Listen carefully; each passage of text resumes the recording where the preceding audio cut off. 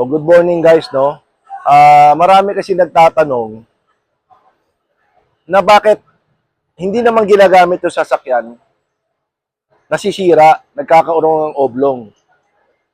So, ito yun. Kasi nagkakaroon ng flat spot yung gulong. Flat spot. Ito yung flat spot. Itong gulong bilog. Pagdating dito sa sahig, ito yung magkakaroon ng flat spot.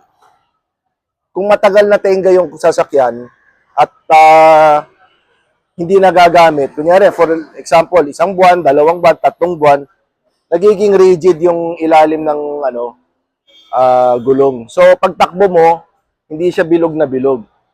Hindi siya bilog na bilog. So, ang tip ko dyan, pagka, kunyari, OFW kayo o mamamasyal kayo, turista, pupunta kayo abroad, tigasan nyo yung hangin.